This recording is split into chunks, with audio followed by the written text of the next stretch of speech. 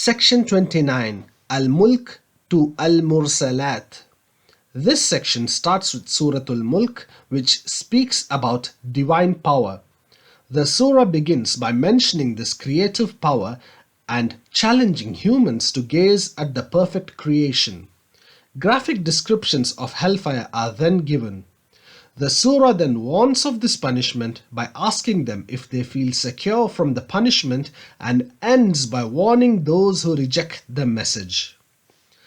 Surah Al-Qalam then deals primarily with the message of the Messenger sallallahu alaihi wasallam, beginning by speaking of his high rank and attacking those who criticize him. The surah mentions a story of owners of a garden whose crops were destroyed overnight when they were ungrateful. The surah then mentions certain scenes of the Day of Judgment and ends by instructing the Messenger sallallahu alaihi wasallam to be patient in calling his people. Then comes Surah Al-Haqqah, which speaks of the destruction of past nations.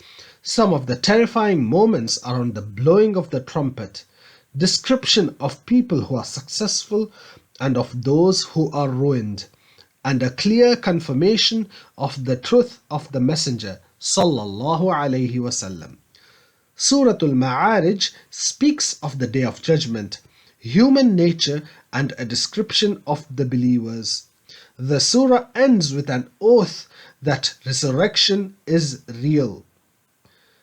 Surah Nuh speaks in detail of his struggles against his people, how he detailed all the favors they had been blessed with, their rejection, and eventually his prayer that they be destroyed. Surah Al-Jinn speaks about some of the realities of the world of jinn. The surah mentions how some of them heard the Qur'an and believed in it, how the heavens are protected by angels from jinn, and how the jinn are made up of both believers and unbelievers. The surah ends with the call of the Prophet sallallahu alaihi wasallam, the order to him to submit completely, and the unique knowledge he was gifted. Surah Al-Muzzammil begins by calling the Messenger sallallahu alaihi wasallam to stand and worship at night. The surah then speaks of the weighty nature of revelation, the order to be patient, the warning to the unbelievers, and their stance towards the Messenger sallallahu alaihi wasallam. The surah ends by lessening the requirement of night worship so people could engage in their worldly needs during the day. Surah Al-Muddathir instructs the Messenger sallallahu alaihi wasallam to call his people and warns his people of the consequence of rejection. An example is then given of an individual who knew the truth but still refused to accept. The surah then speaks about hellfire and a conversation between the people of paradise about the people of hellfire. Surah Al-Qiyamah starts by swearing that resurrection is real and then mentions some of its signs. The surah then speaks about the preservation of the Qur'an.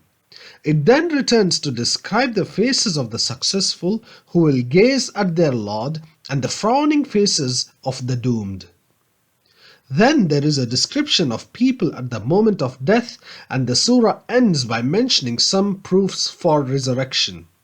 Surah Al-Insan begins by speaking about the creation of humans, and then most of the surah concentrates on the people of paradise, their qualities, and what awaits them. The surah ends by mentioning that the Qur'an is a reminder for those with open hearts. Surah Al-Mursalat begins by swearing by angels that the resurrection is real. Then a description comes of the moment of the end of existence. Mention is made of creation to highlight resurrection.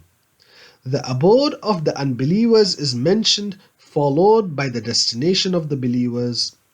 Woe that day to the deniers, a statement condemning those who deny, is repeated 10 times in this surah.